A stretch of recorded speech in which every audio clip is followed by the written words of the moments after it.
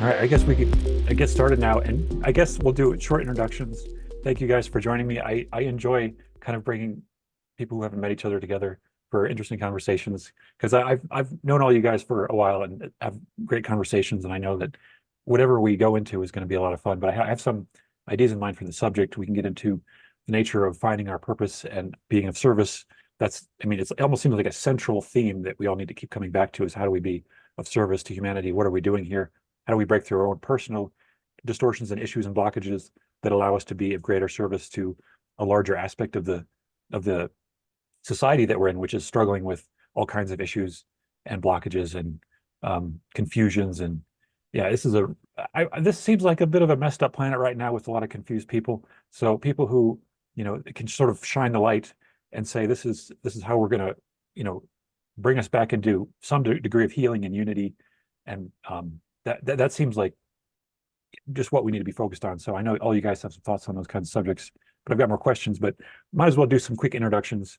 And maybe I could just ask each of you to share, like, what is your mission on this planet? What are you trying to do to help humanity? What is your ideal vision for helping humanity with your incarnation? So I could start with Chris. All right. Hey, everybody. I'm Chris. And yeah,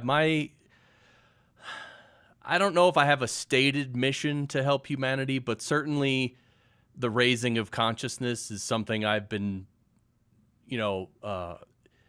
I've been trying to do with myself. And also I've been trying to help others do for a long, long time, ever since I read Whitley Strieber's book around 1990. Anyway, that started my mind opening, but yeah, I think it's just the raising of consciousness in whichever way I can.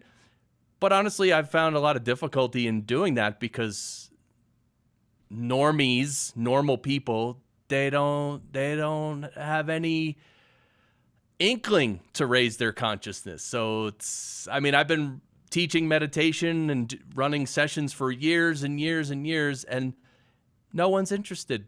Very few people are interested. So anyway, that's where I find myself right now.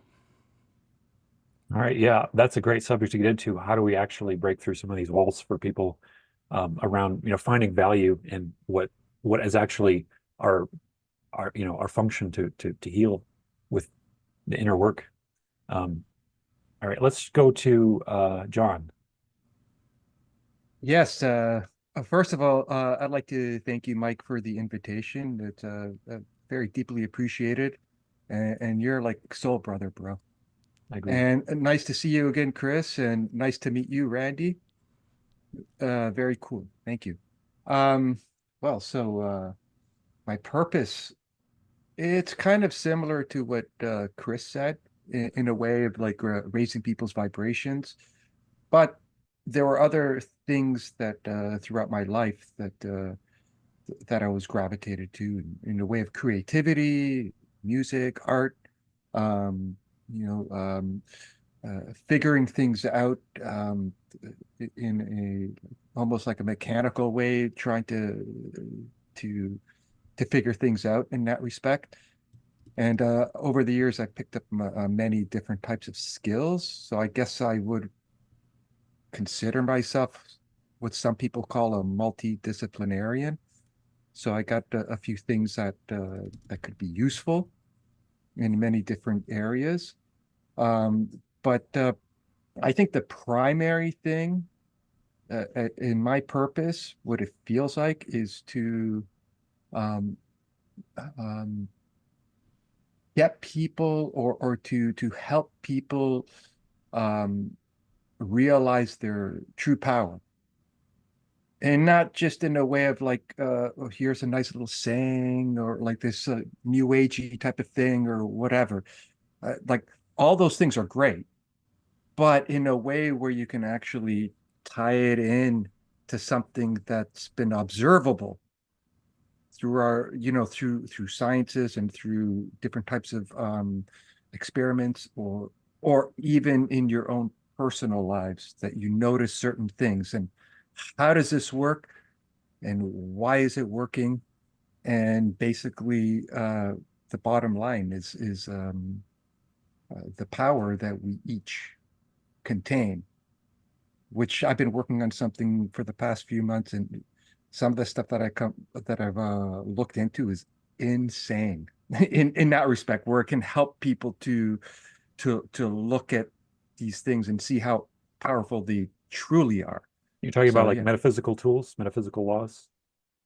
yes, but it also like there are things measurements that have been done within physics and quantum physics as well, where you can look at some of these things and you see um, that there's an immeasurable amount of energy Like prana. that it no like literal potential energy, but you can call it prana too, right? But actual literal, maybe if you want we can go into some of that stuff, but this is it's pretty exciting. And like so I've been working on something in the way of a presentation in that respect, so I think I think it's pretty exciting myself personally. Okay, yeah, you're teasing us quite a lot. Maybe we'll get into that later too. Yeah, Yeah.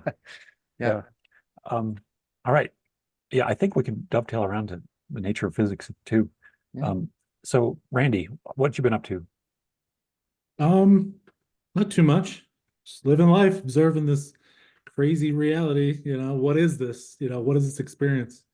Um, I don't know if you guys saw our last conversation, was it last week? But yeah, I have memory from before I came here and such. I remember agreeing to come here and basically contribute as like a counterweight, to come down here and help push on this grid here and just help the scales be more balanced towards, the light, towards the good, and really more so like what human potential really is. I know you mentioned getting us back to a place of love and stuff. I don't think it's ever been done, right? I don't think we've ever gotten to a place where our true human potential could really shine, except for like in the darker areas. So I'm just here to kind of observe and help in any way I can and just experience and have this human experience, and just exist, and try to just push things in the right direction to help. Yeah, yeah. I like that the Law of One books, they kind of refer to it as not like a specific mission so much that a lot of souls have come here to help with, but more like just a general mission of raising the vibration and just be essentially being a brighter light so that the rest of the planet can be more inspired or more benefited by feeling more love. And a lot of it is just the amount of love. I think that it's just kind of absent. It's just like people go through so much of their lives without feeling loved or knowing how to open up to love. And I see that as, fundamentally about personal blockages of lower energy centers, lower chakras, which relate to the way we view ourselves and the way we view others in society. A lot of that I think has to do with like, stuff that's been passed down from generation to generation, where people are trained. You have to kind of treat this as like almost like a battlefield where we're going to try to manipulate and control and play a competitive game as much as we can with relationships. And even our family relationships are not seen as sacred by much of our culture anymore, or maybe ever. But I think some cultures maybe are better than others. Or I think maybe we're deteriorating in the strength of the families today, with people feeling like we have to just agree to forgive each other and love each other no matter what it is, and not just abandon one another and either let people become homeless because their family doesn't care anymore. That breaks my heart every time I see people who are out on the street and they have nobody at all to turn to, Yeah. or they feel like they can't because it's like all that drama that's been building up. But I guess that's like a microcosm of the bigger issues of, kind of a fractured view of what we're doing here, that it's actually a spiritual uh, game that we're in, where we're trying to actually learn love. And that's actually the core of the game. It's not just like a side thing, and like making money and progressing in society is seen as more virtuous than actually progressing spiritually and becoming more able to forgive and integrate with one another. Yeah, Um, totally. When you're as just a being, right? When your basic needs are met, good food, shelter, warmth, water, all that stuff. But I mean, that's like the base bottom thing, and everyone's just scrounging, trying to just get that, and it's like we're really scratching at the bottom, lower end of things, and it's like if all humans on Earth could just work in a balance to have that covered for everyone, where is the ceiling? What are humans actually capable of?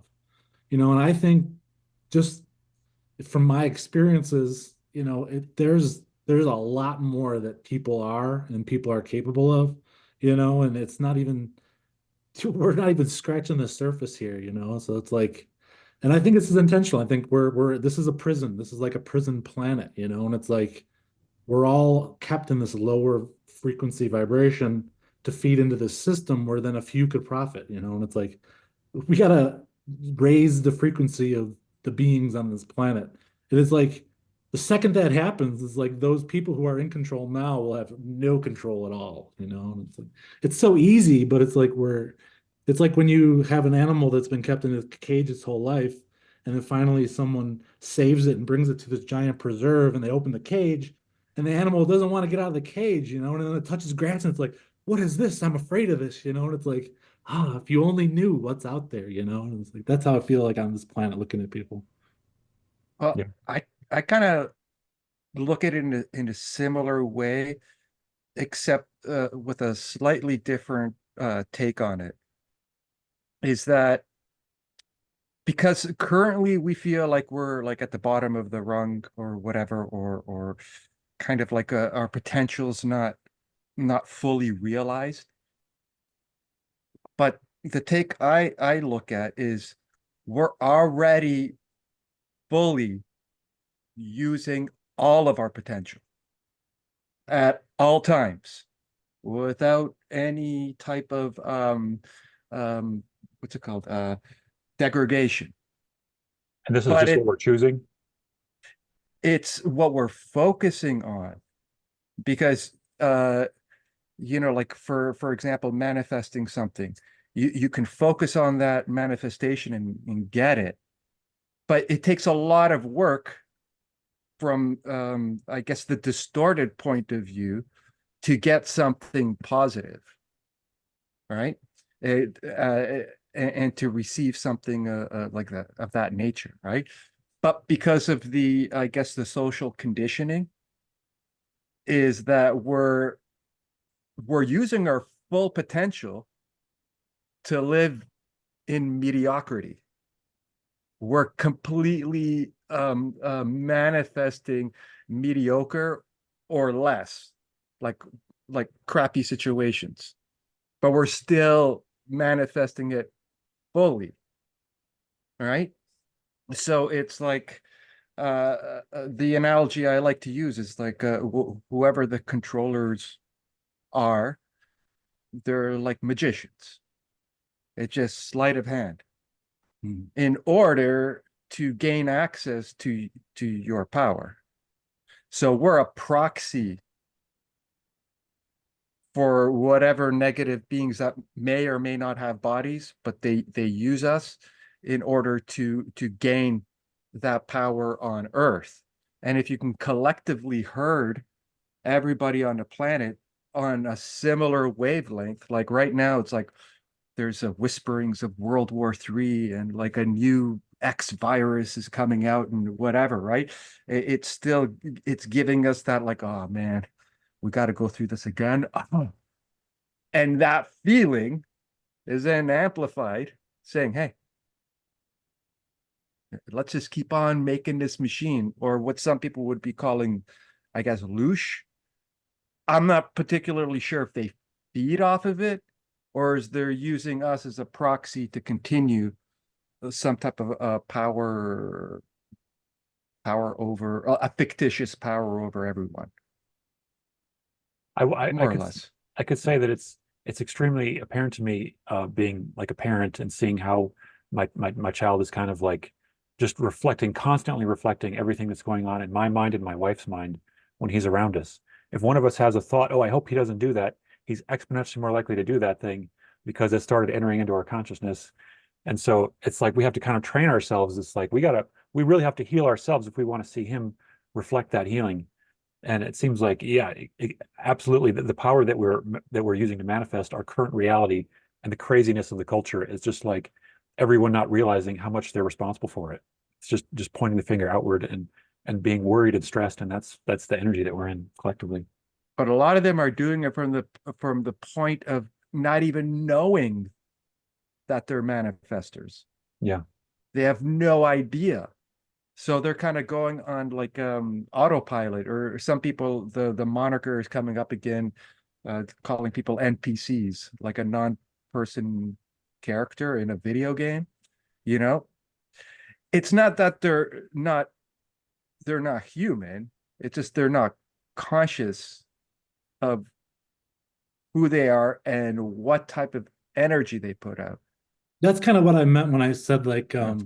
we're operating in this lower frequency, almost like a prisoner would, is like I feel like we have abilities, like they say we have five senses. Well, sure we have five, but we have more. Like when a mother feels a gut instinct, or like you're subconsciously reading body language, or you're tuning into frequency and stuff like that. Do you ever have someone walk in a room and like just change the whole energy of a room, or stuff like that? And it's like, what are these senses, and can they be strengthened? As if, like you could say like we're operating in our full potential, and we are, right? I don't disagree with that, but what could we, if it's just like a muscle that's not used, it atrophies, and if you go and you use that muscle little by little every day, eventually you get to a point where then you can start running faster, or you become stronger, you become, then you're also living to your full potential, but your full potential ceiling has risen from where you were before,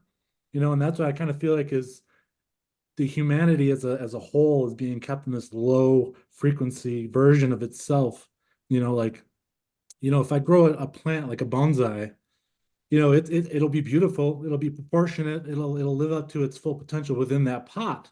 But if I plant that same plant in the ground, it's gonna be bigger, it's fuller, it's gonna, much more vibrant, many more branches and stuff like that. And that's what happens, I think, our nervous system, our spiritual selves and stuff like that. So, it's like, of course, yeah, like, you can live to be your full self at all times, but have you hit a ceiling?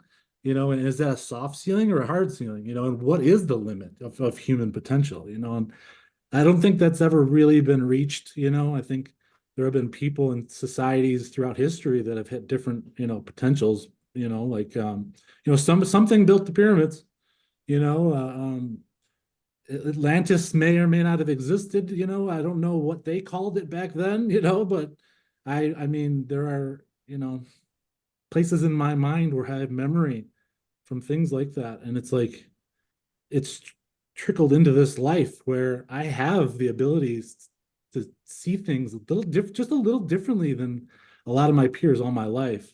Like even when I was very young, like I could meet someone and I could tell like, okay, this person, there's something going on, and I tell my mom and they would be, how did you know that? And it's like before you have that wool pulled over your eyes as children, our potential is high, and I believe school and society are structured in a way to keep us broken, and to keep us from really growing in those, deep rooted ways. But I don't think it's too late. I think it's always at any given moment you can reach that potential. We can all astral travel. We all have psychic ability. It's something that we all have. I don't think it's special to certain individuals, but it can be nurtured and grown and exercised and strengthened. So yeah, I think that's part of, I guess you could say, a mission. Yeah. Yeah. So I guess I feel that there's a kind of a natural awakening to these inner intuitive guidances or abilities once we kind of break through some of our personal walls. And Chris has instructed me that the Hindus the right word to use is samskaras, and that we're basically breaking through, trying to bust through all these little attachments. How would you describe samskaras, Chris? You could describe samskara as a cocoon. So if you think about our pure soul as just a pure soul and pure lightness, and then by living in incarnate, by living in bodies, we develop an ego, and that ego is fear and temptation. Those are the two sides. And that encompasses everything, all our desires and wants and fears and everything. And through our ego, we sort of wrap ourselves in a cocoon and we cover up that light that's in our heart. So the pure light is always there. That's what you were sort of referring to, John. I think that the pure light's always there. All that potential is always there. But then we cover it up with all this ego. Samskara is the word that they use.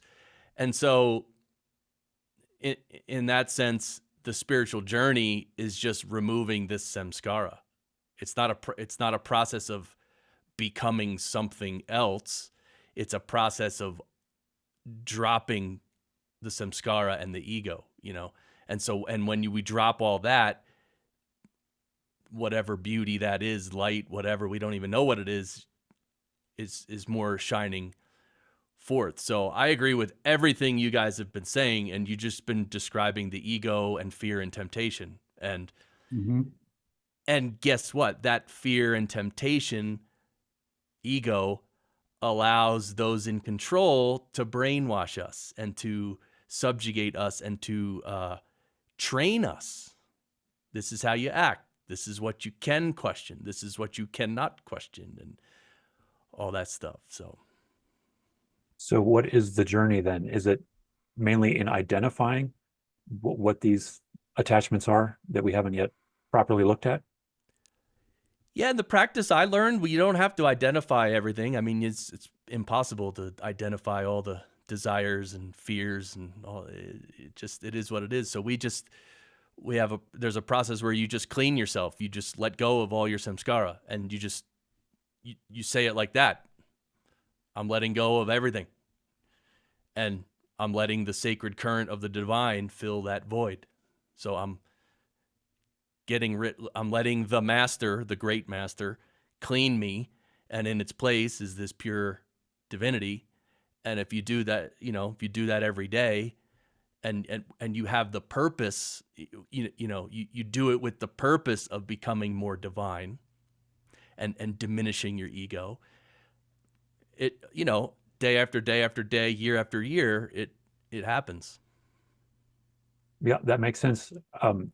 I recently read in the Course in Miracles that there's a section there in the manual for teachers about how to spend your day, and it recommends the beginning of the day and the ending of the day to take a period. It doesn't even matter how long, as long as you make a dedicated effort every day to choose to realign with the will of God or the highest vision.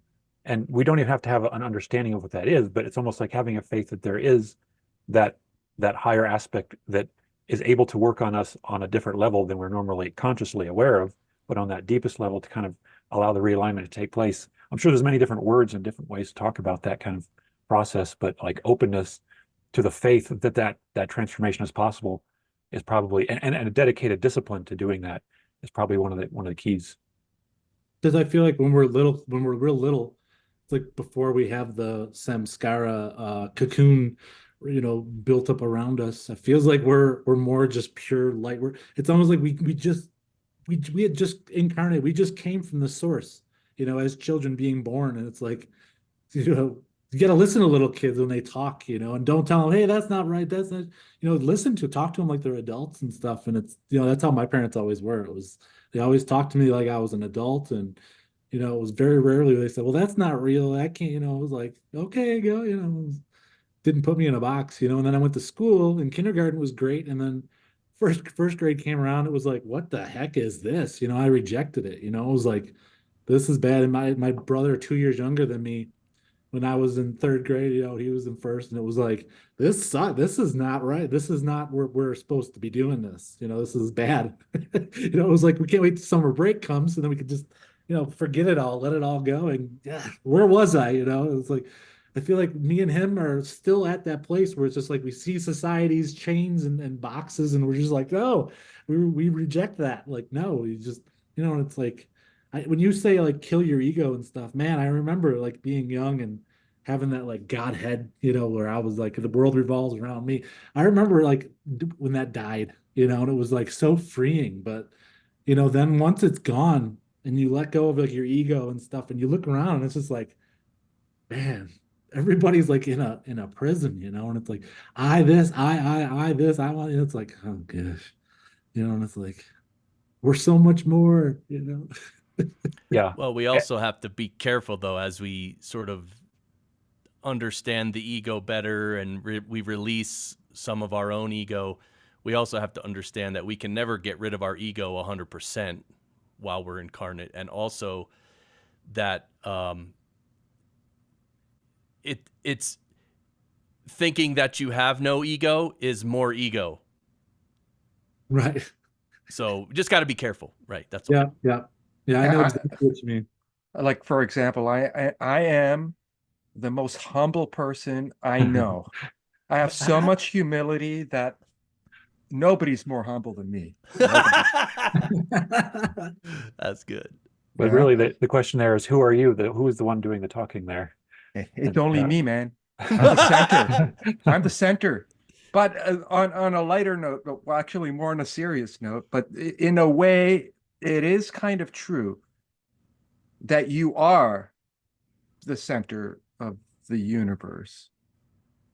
But the thing is, you're not the exclusive center of the universe. You're exclusively your center, Right. but then there's the other person in front of you that's the center of the universe. Because everybody, from some whatever perspective, like if you had a spiritual camera going around everybody or whatever, right? Like some kind of viewing mechanism.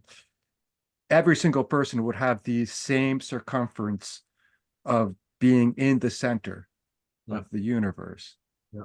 So now it's more like um, how do we now align? Because I was saying earlier, everybody um, is using their full potential at all times, but it's because my full potential is maybe not what your full potential is. So even though we're using all the power of the universe, there's still that free will happening. My free will and your free will. And that may be a reason why some things don't manifest the way we want to. But then it comes down to the idea of unity.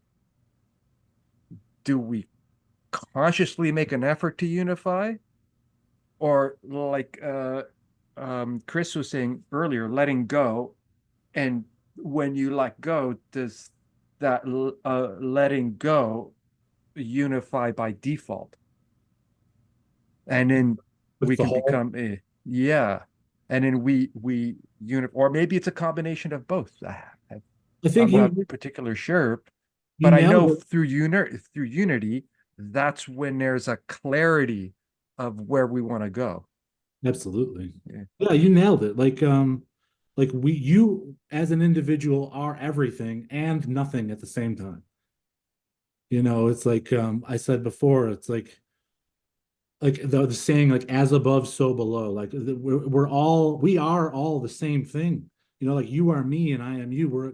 We're the same expression, just experiencing our own version of this world, this experience, you know. And it's like what happens to you if you truly listen to what's happening and your feelings and everything like that, and you try to understand that and yourself and the people around you, then all of a sudden make more sense, you know. And it's like you see yourself in other people, you know, and you can identify with, oh, you know, I remember having a similar experience. And if you really have your experience thoroughly and you don't hide from it and you see it through from beginning to end and you get out and you survive it, then when you see someone else having a similar experience, it's almost like you can then diagnose and help them to get through it too, you know. And I feel like that's kind of like helpful, you know. A lot of people don't do that. They just think about it from their perspective, you know. And we're all the same. Like the guy that's homeless and has nothing is worth the exact same as the most wealthy guy flying around on private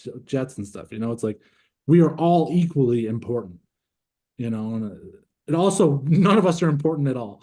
It's like my dad used to say, you're the saying, you are a unique snowflake, just like everyone else.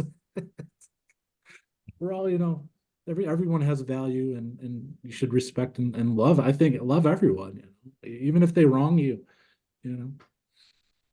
So I want to add another dimension on this, which is that if you think about like pride is usually, taking up this a particular idea of yourself, an identification of this very tiny, small body, which is doing this particular thing, and then you're attaching this little piece of identity to it. I'm proud about this thing. And so you have this tiny box in this infinite universe of amazingness that is actually you, and you're saying this little tiny box is what makes me so great.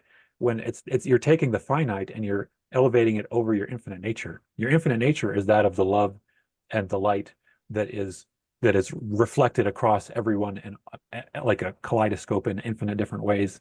And it's the infinite nature that is the truth about our identity.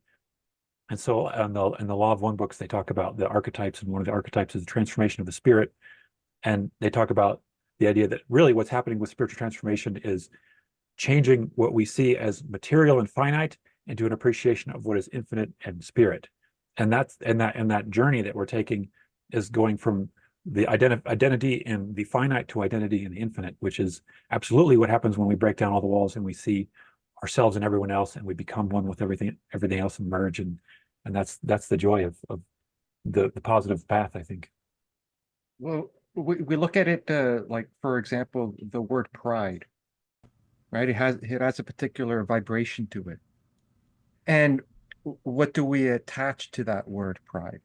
Because actually, one of my first lessons way back in the day, one of my buddies, um, who is now like a Greek Orthodox bishop, he's basically like the head of all the U.S. As a bishop.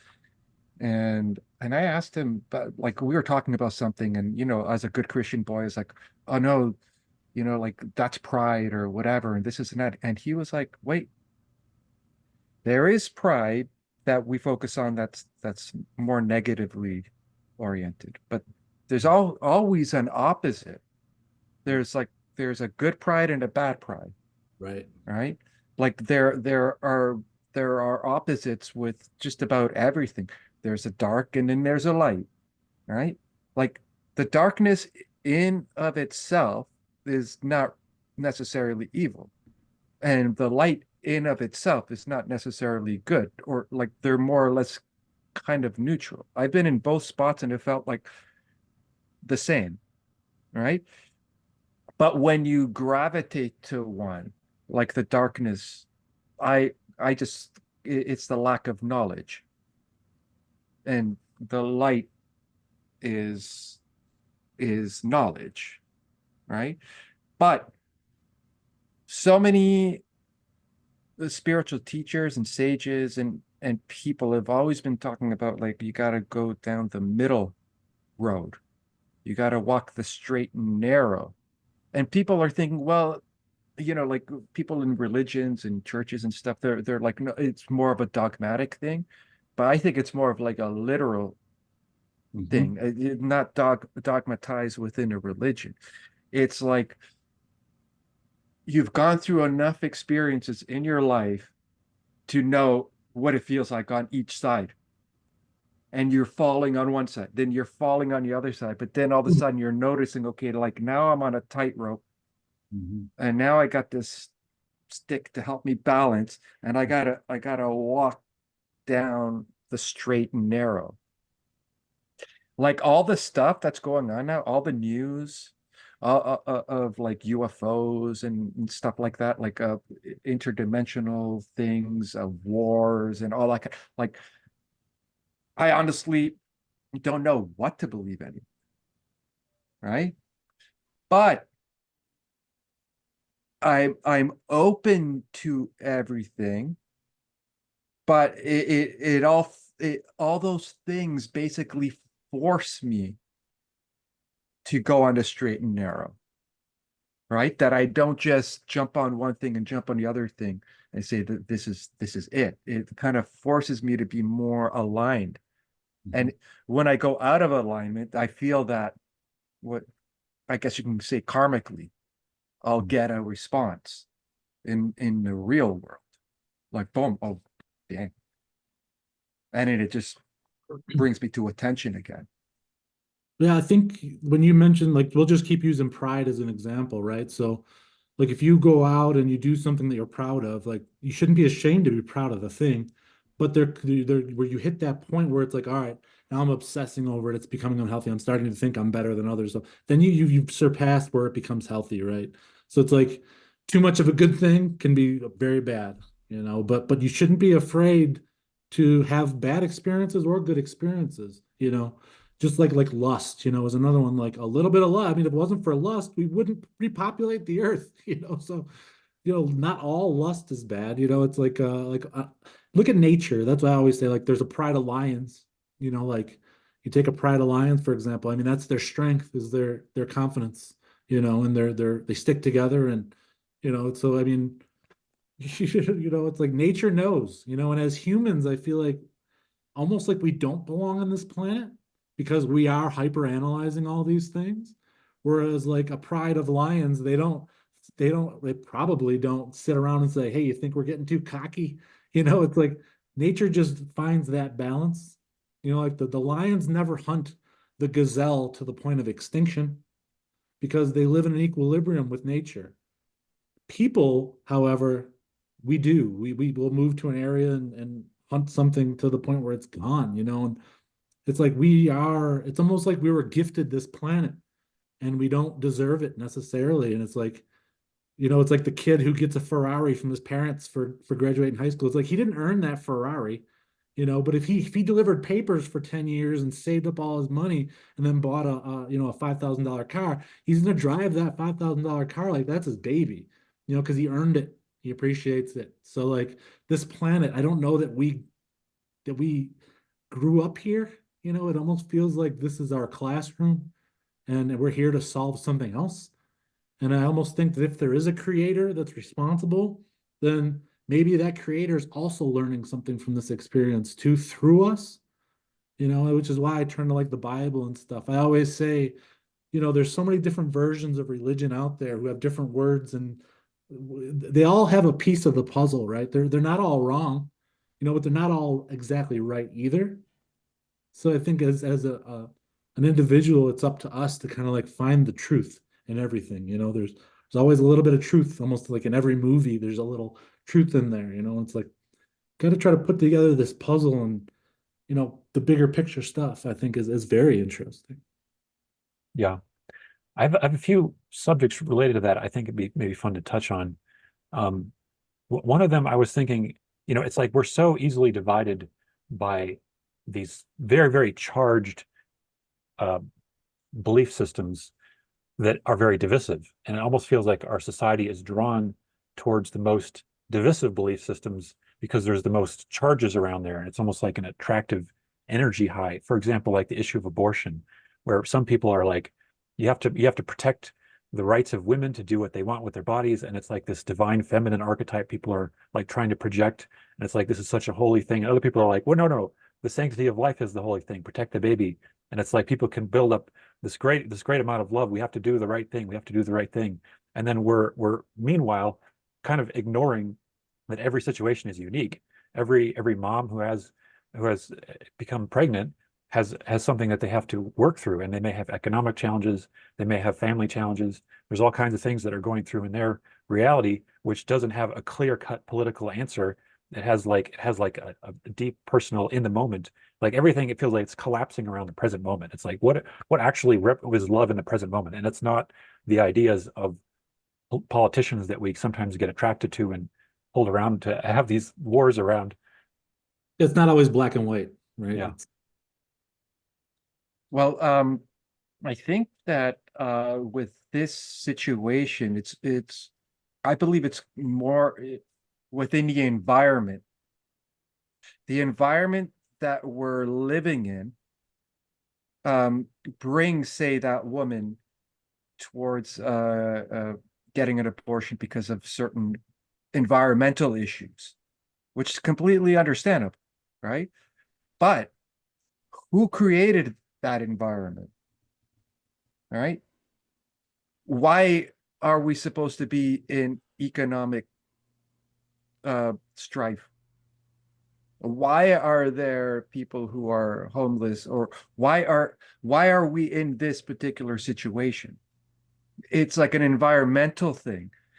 I believe, like what Randy was saying earlier, that if we're all like the earth is nicely balanced, or whatever, right? Like all our needs, our basic needs are met more or less.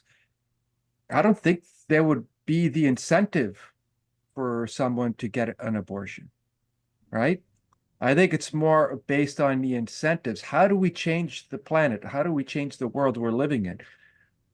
I believe we have to switch the incentives, change the incentives. Because right now, the incentive is I got to go out, work 40 plus hours a week, get a paycheck, get some food, and, you know, if you're in a family, take care of your family, pay rent or whatever, right? We're so inundated with this overarching work culture, and the incentive is you get a place to sleep and you get food, right? Like I gotta survive, right? But now, if the incentives are switched, and now everybody has those basic needs, then the incentives change, right? And then when they change, energetically speaking, the whole planet will change, because now people are not in this constant state of high anxiety, right? And which seems like that's like a program that's been inserted onto humans on planet Earth, you know?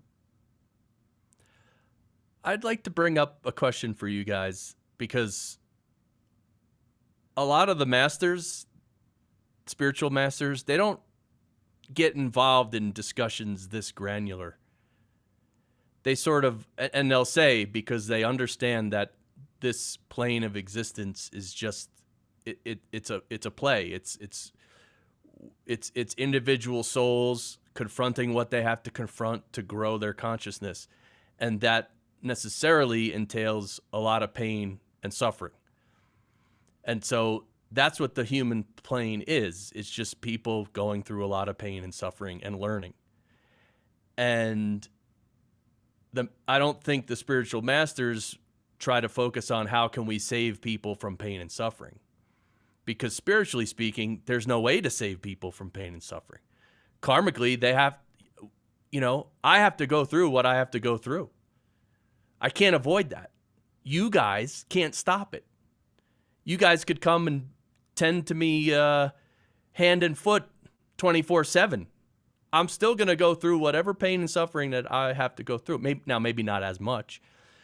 So what I'm saying is, what do you guys think of that? That this is it's like Arjuna talking to Lord Krishna. It's like you gotta go through it. You gotta go and kill people that you know, what do you guys think of that? No, so that's true. That's true, because even if all your needs are met, your life's still going to have highs and lows. You're still going to have suffering and pain and pleasure and love and all that stuff. But I think what we're kind of getting to here is that we are being manipulated into staying in the lower struggle of just suffering and feeling pain just to survive, to have food, water, shelter, buying a home, having a family. And it's like, if we're kept in these lower ends, these lower places where our basic needs, we're fighting just for the basic needs, we're going to experience the pain and suffering of that. Whereas if we could just have that be solved, then we would, our sufferings would be more on the, like she came and she loved me and I loved her and she left, and my art career failed and I thought I was, and our pain and suffering would then be in a different place. It wouldn't be on these lower places of trying to survive and have a family and stuff. I think you're right. We're going to suffer no matter what, but I think that we're being kept in this lower version of suffering so that a few people can manipulate the planet. Because if that's like a renaissance, it always comes after a depression, is like there's still pain and suffering in that. Even when we don't have war and all that stuff, people are still going to suffer and also succeed and stuff. But it just feels like we're being manipulated as a planet to stay in this lower frequency, this low vibrational phase. And it's depressing because, I could see what people are like when their needs are met. And then, the pain and suffering is much more fun to observe. It's like, better music and better art's all happening. And yeah, we're all suffering still too, and complaining. We're always going to complain, right? Even when things are good. But I don't know, it just feels like we're being manipulated as a planet. I don't like that. I don't like when there's a like Yeah, overloads. I assume there's a kind of different karma or samskara with the individual versus the collective, but I think we're all kind of connected, like a hundredth monkey syndrome kind of thing, where maybe there's when I learn a particular lesson, maybe that gets planted into the Akashic mind, and there's some, maybe as more of a start learning a particular lesson, other people start having an easier time breaking through that same issue. And I think that's happening extremely fast right now on the planet as people are starting to recognize the way we've been manipulated into a system which is not helping us, and that spiritual tools might be the better path than trying to just figure out from the television and just being distracted all the time with you know entertainment or whatever it is that people are selling to try to maintain a slightly bigger piece of the pie to keep us all focusing on whatever it is that they're wanting us to focus on. Um, but one of my favorite quotes in the Law of One says, "Enlightenment is of the moment. It can only be accomplished by the self, for the self. Another self cannot teach, learn enlightenment, but only teach, learn information, inspiration, or a sharing of love, a sharing of mystery, or a sharing of the unknown that makes the other self reach out and begin that seeking process that ends in a moment. But who can know when an entity will open the gate to the present?" Mm. So it's still a mystery to me, but it's almost as though it's like we're just showing a different movie. When we're waking up in front of other people, when we're being radiant and inspirational in front of other people, they have the option to just watch a different movie and say, maybe I'd prefer something more like that movie than the movie I've been watching. So I think we're all, like Ram Dass said, it's like we're all walking each other home. It's like we're all hand in hand. If we want to be, we can kind of be learning these lessons together. But ultimately, it's up to everyone to choose what they're wanting. Well, that brings me to the thing. Uh, would you kind of, through the Law of One, just kind of mentioned about enlightenment? I remember um, uh, uh, one of Buddha's students um, asked him, "What is enlightenment?" And Buddha just answered, "The end of suffering." Right? And in a way, that makes sense because suffering, it's more of like a psychological thing. You can physically obviously go through pain and all that kind of stuff, but the poor me is the one who's suffering, right? And but I feel that in this universe that's been created or emerged or whatever type of like a beginning story that you want to attach to it, um, somewhere in a universe there are beings that are completely like balanced, and perhaps planets, whole planets that are in alignment. And the idea of suffering in the way we experience it on Earth is not a thing. Now, when I look at it, there are always within like a physical type of universe, there's always going to be contrast. And of course, there are going to be stepping stones in order to get past certain things. Like they'll say, we as Earth humans completely, we're unified, no more suffering, we're cool.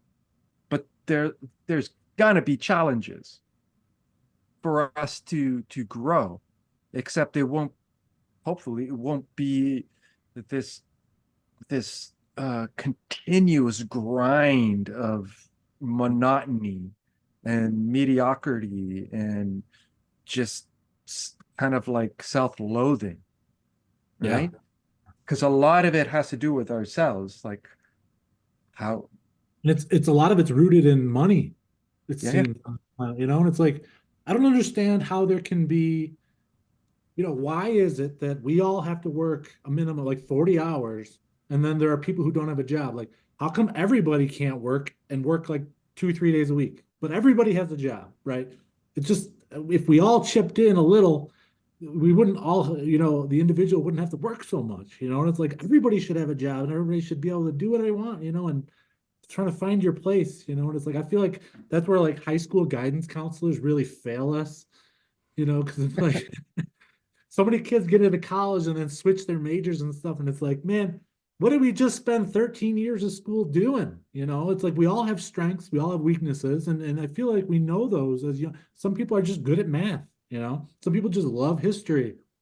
And it's like, do we have to go through all of it before we even get out of high school? And then we find ourselves like, this is ridiculous. It's like, I It's just feel go ahead. it's rough, but this goes back to what you said at the beginning of this conversation. The idea of homeless people came up, and I don't know if you guys know, but about 80% of homeless people choose to be homeless. Like even if you offered them a home, they'd be like, "Nah, I don't." Or if you said, "Hey, here's a job and here's an apartment," they say, "No, no, I'm good." So my point is, in this world, people choose Right. to be homeless. People choose to waste their 13 years of education. People choose all these things. And you and I, we can't, that's out of our control. That they're on their own journey. And maybe they're going a spiral straight down. There's nothing we can do. Substances, right? I feel like a lot of those people that you're talking about are they have a substance dependability, and it's like if you said, okay, well, you got to work 2 days a week, but then you can on your other 5 days you can have shelter and warmth and food and as much alcohol as healthily can consume. Then would they say yes? Would they work the 2, 3 days then? Maybe. Maybe a lot of them wouldn't. I don't know. I don't know, but well, one way I look at it too, to go with both those analogies, is how we were taught, because we're going back to school now, because we brought it up a couple minutes ago, the schooling, the education system, right? So now I remember back in the day, I used to have like a Nintendo, Super Nintendo, and I had all these cartridges of games, right? And here's the one cartridge, Super Mario. Put that in. Now, think of that game cartridge as like that's grade one. And then you have another set of things that you're taught to how to be in this. That's game two. Now you have all these games. You can switch different games, different cartridges, right? And then we can expound or expand on that, on how to make that game more enjoyable, right? But how can we go beyond those choices? Because those were choices that were given to us as templates, as cartridges to play particular games that this particular reality is constructed for by whomever the social engineers are or whatever, right? That's their particular game set. But I like to go to before I got that game console, before I got that Super Nintendo. What was that? What is that? That's like the prime program. These other programs are like people pretending to be the creators, making programs that mimic the prime program, the prime game, right? So the prime game is basically what I kind of started out with, is that we are always using our full potential, but it's in what's that word? what's with the multicolored word? Spectrum. It's Mhm. like in a spectrum, right? Of where that full power of the whole universe is being directed to. And now that we believe we're like these lowly beings, boom, it's gonna go right here. Or it's that false sense of being the most awesome being is all the way over here, which these people, the false creators, think. And then we're playing along with whatever's going in between the social construct of that particular spectrum that they want us to, and that we agree, consciously or subconsciously, to engage with. Yeah, I would like to say that it's fascinating how many people will absolutely just go fanatical about fictional universes like sci-fi and like Marvel universes where all the magic of the universe is possible, but only in the movie. This is clearly a movie and it's clearly fictional. And but I'm hopeful. This is the reason that I kind of went full speed on trying to help people with UFO disclosure is because I'm hopeful that a lot of what's going on with the programming, brainwashing, control of education, control of media is relating to decreasing people's appetite for seeking out the mystical, the mysterious in this reality, and just having that in a little box that we could be entertained by and say that's not our reality, but that's where I want to be because I get to have those experiences of the mystical. And so I feel like what I would like to see is as we break down the walls around the fact that there's this massively amazing, mysterious universe with all kinds of beings and all kinds of inner dimensions and you know magical potentials for our technology and for our potential metaphysical development. Once we have those windows open by people now having an opportunity to at least say, okay, maybe that's real. Maybe there's something more going on. That mystical awakening is what I think can propel people to want to play other games that they didn't know were out there. So I'm very hopeful. That's why I think people are attracted to it, is because their inner self, their subconscious self, their spiritual self recognizes, hey, this feels like home. This feels like truth. Even though I know it's not true, something here is vibrating in a way that something in me says, hey, this fits, this puzzle piece fits. And that's where we get excited, and it's like, like Star Trek, the idea that we can go and explore the universe. Like, we know the universe is out there. We know that it's a giant mystery, and we know that there's an infinite amount of planets and star systems and stuff. It's like that is real, So I always felt like what our imagination is almost limiting, and that we can't even imagine what is out there, So go crazy, have fun, because you're probably you know, it's probably all real. There's probably life on all planets. There's probably life on the sun. Just because we're carbon based doesn't mean that all life out there is going to be carbon based. And it's like you start thinking like that, it really does open up those doors to magic and all these other things. But, what is magic, right? What is science?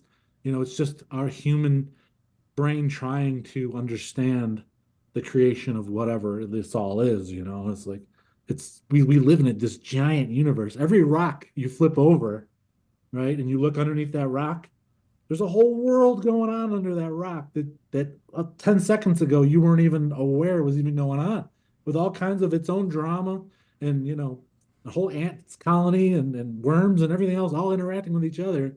And 10 seconds ago you didn't even know it existed, but every rock has that on this planet, so I really, that's, I think, is it's all real, maybe not literally all real, like like Harry Potter with wands and stuff, but I do think magic and science and all that, there's no limit, so that's exciting, of course.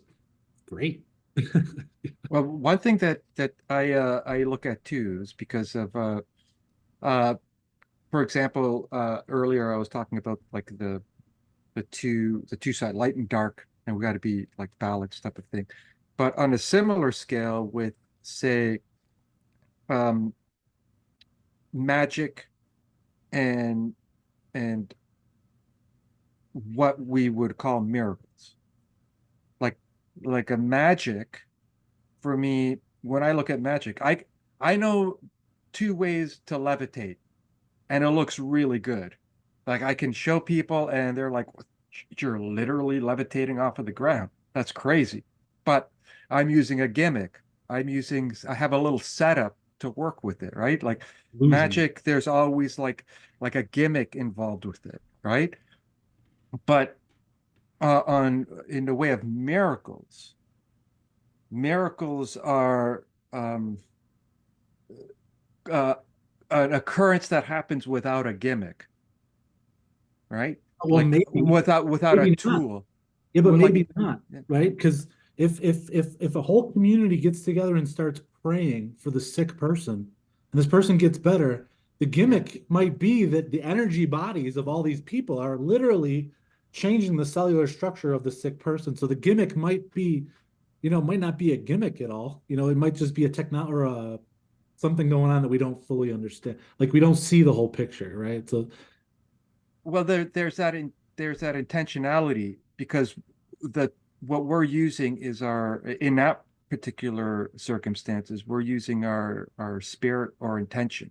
Faith. Like when I'm talking about like with magic is you literally have some type of tool, like a physical tool that can do something that looks incredible, right? Like and that's how I look at, for example, the social engineer controller type people. They use their tools to make things seem like a particular way, right?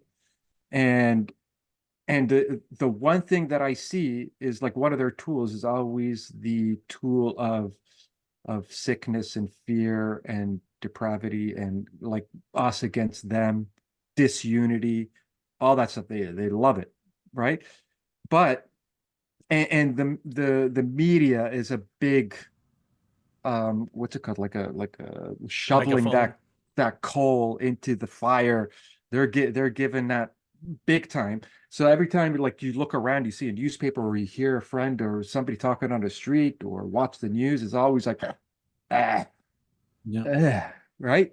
But just imagine like even 1 week, you remove all of the news or you replace it with all positive news, Yeah. right? And like things that really happen, which I'm sure like every single day there's amazing things that happen that are completely newsworthy, right? You change that, right?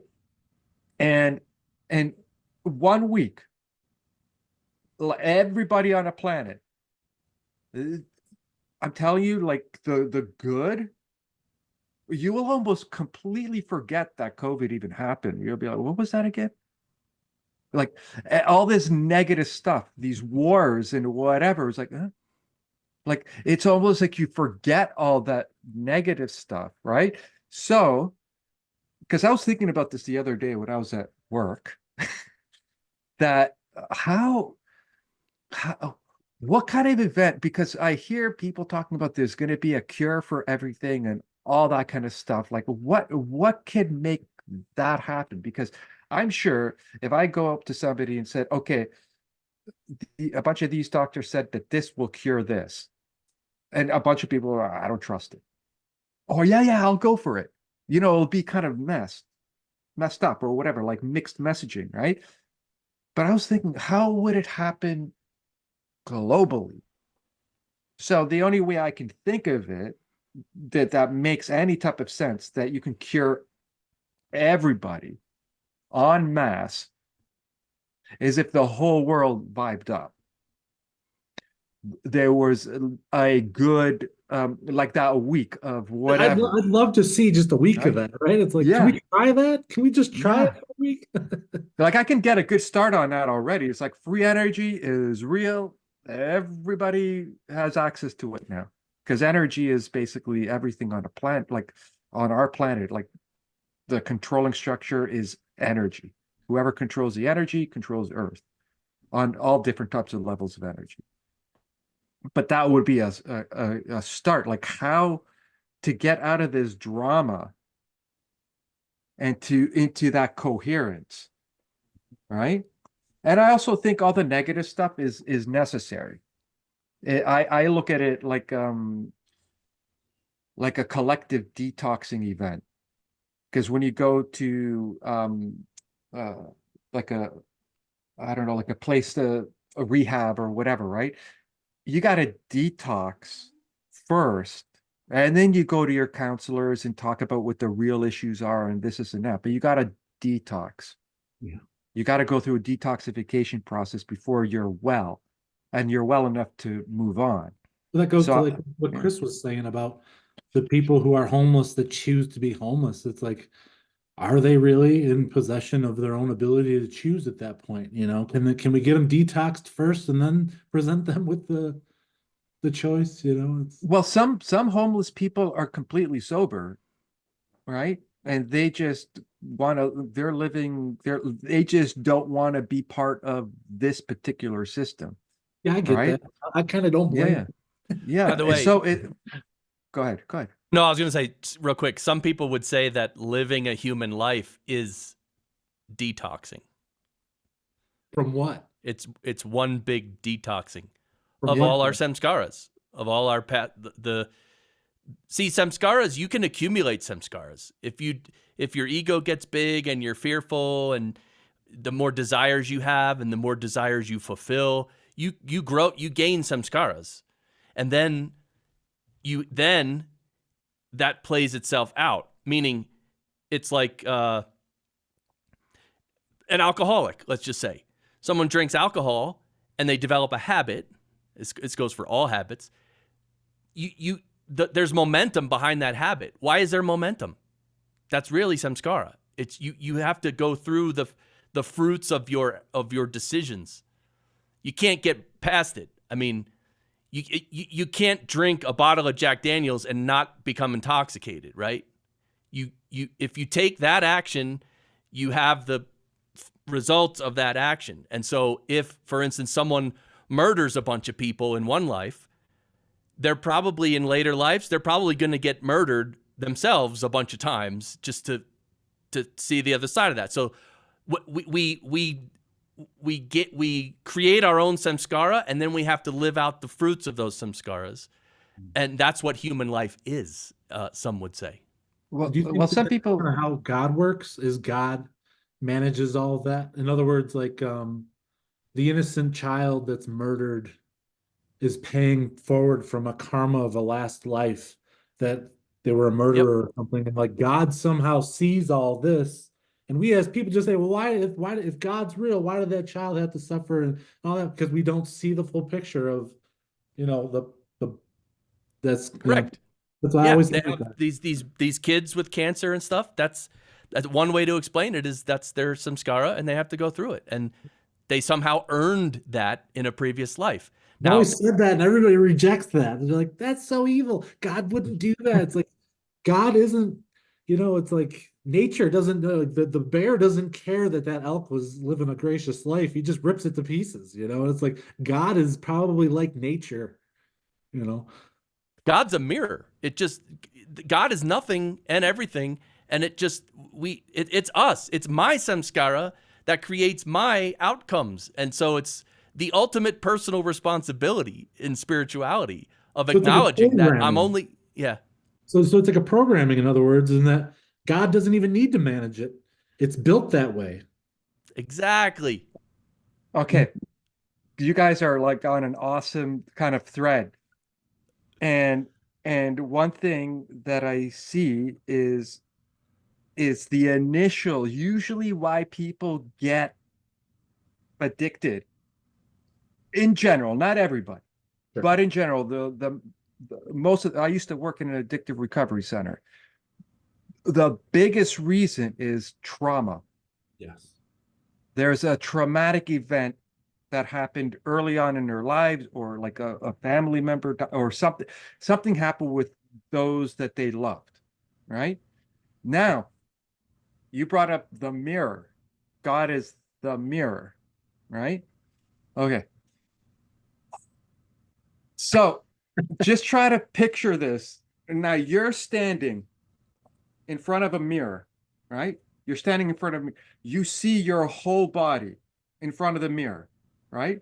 And everywhere you kind of move, like doesn't matter from which direction, you still see the things that are behind you, like moving in concert, like the whole your environment is still mirrored in the mirror.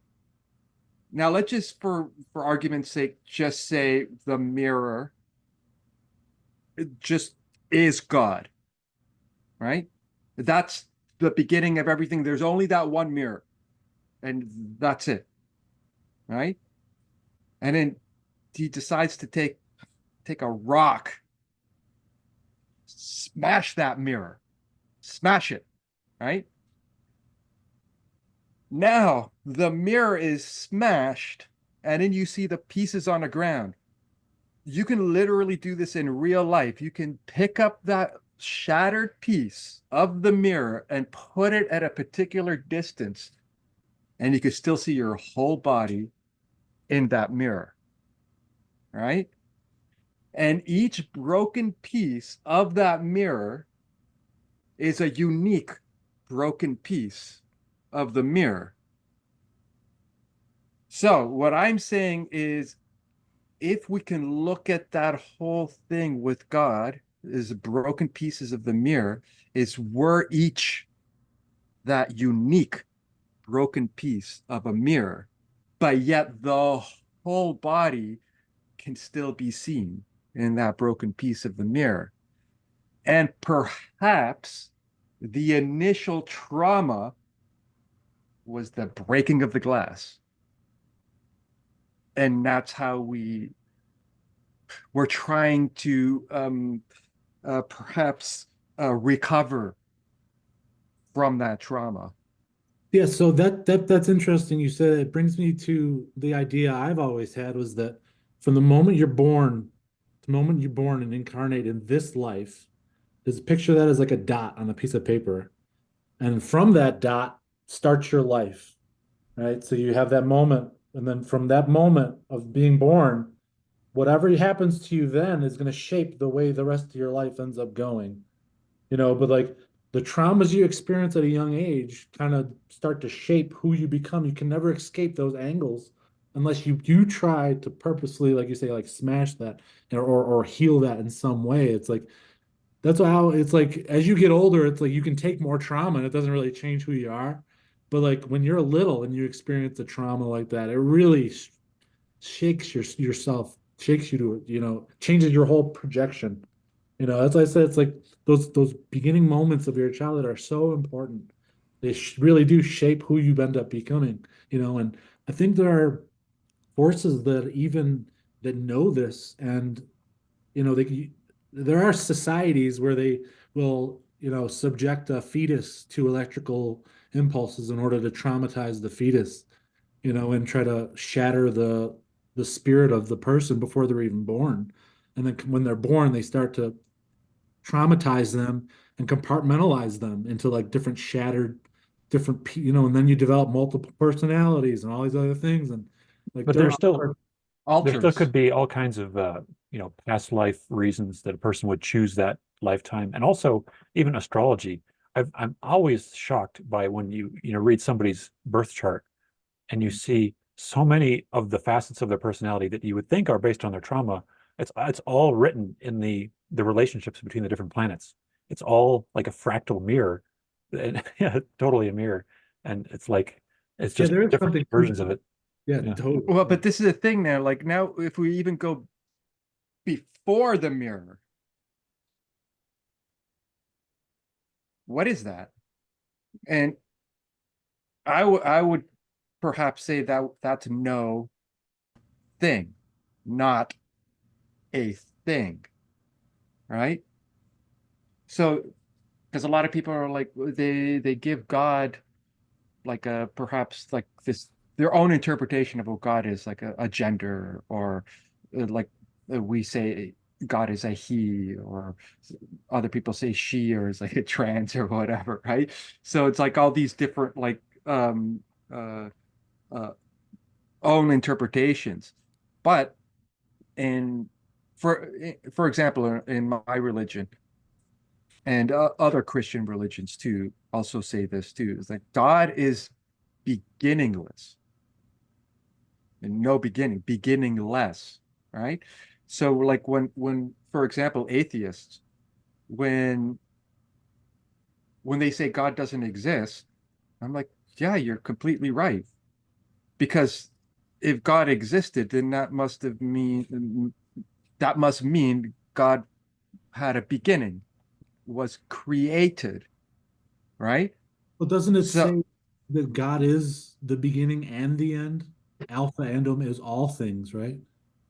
yes, and the way I can observe it, and the only way I know how to observe it is right here and right now, right? Because I ask this question to people, uh, like, can you prove, can you prove tomorrow exists?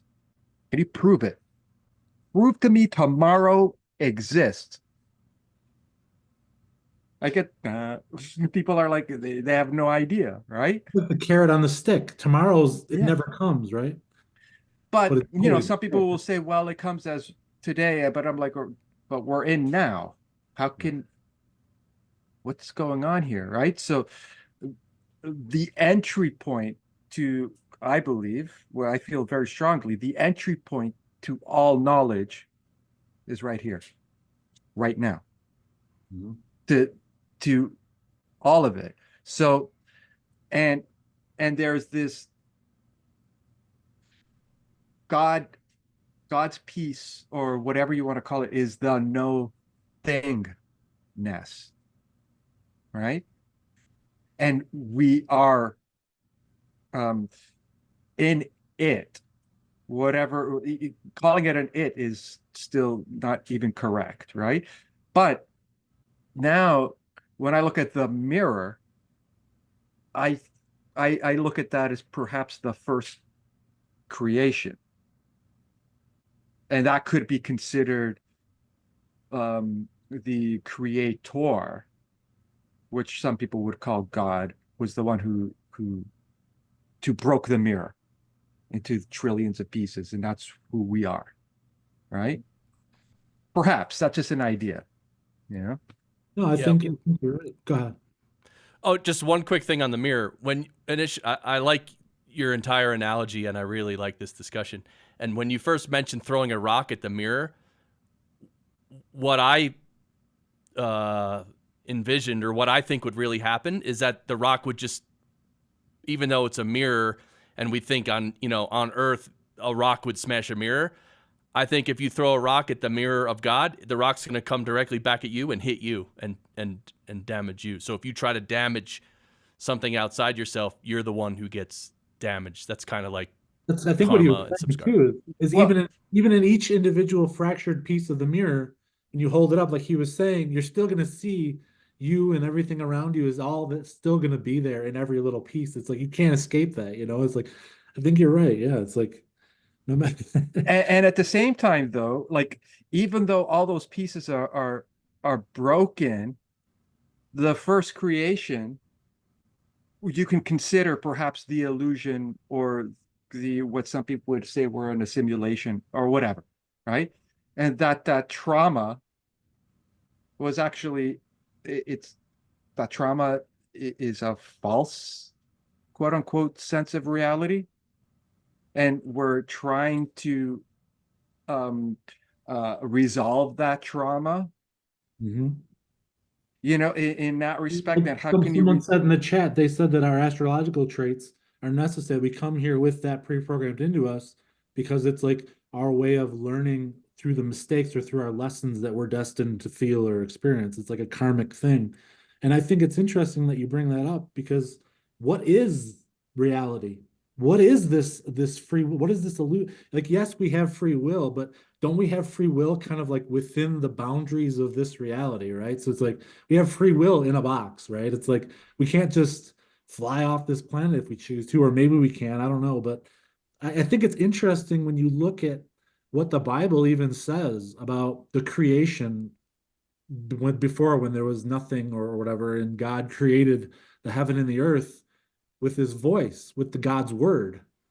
And it's like when we think about it, well, what is a word, right? A word is a sound, and a sound is a frequency. So what do we know about sound and frequency? Is that there's a musical scale where we can show the realm of where sound exists, right?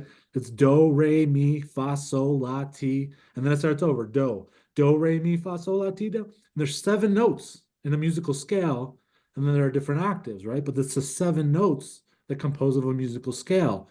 So if God created all this with sound and said, let there be light, well, what is light? When you break down a spectrum of light, if you think about like the Pink Floyd album cover, right?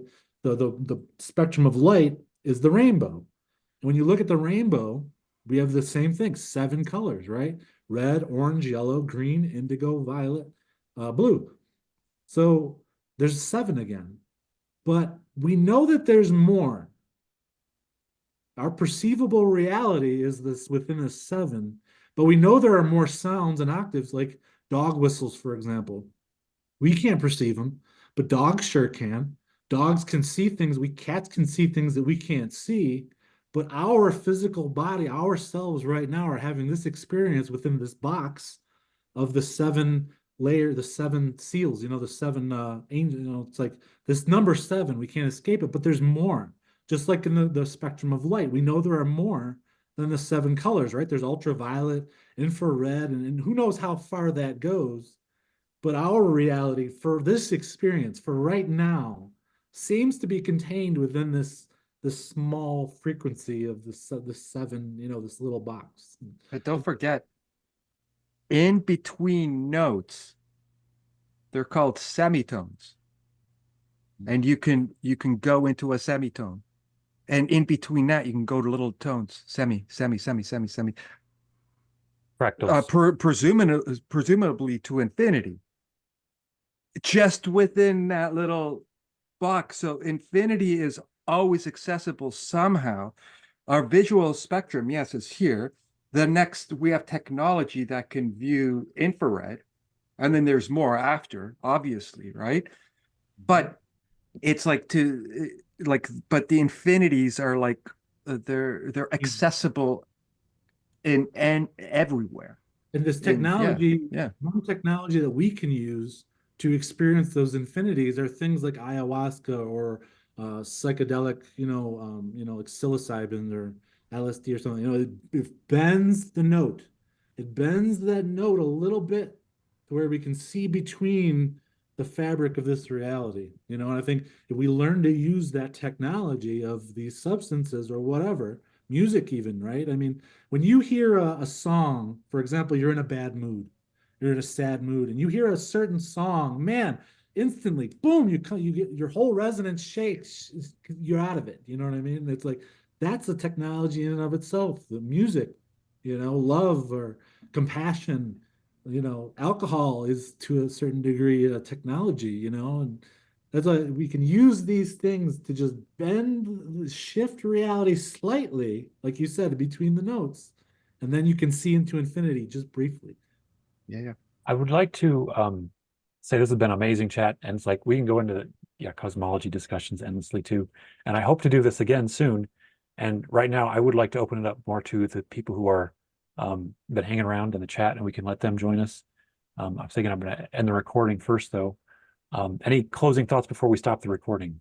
It's too short. I know it's too short, but it's almost 90 minutes now. Need to hear from Chris more. Yeah. Yeah, I appreciate all your insights. You can tell now why I invited each of you to do this, because it's like you each have a slightly different angle on everything that's very helpful to see it all as one. And we get to be fractals of each other and different reflections of the same creator. So I love it. All right. Thanks, Mike. Thank you guys for joining. Thank you guys for listening.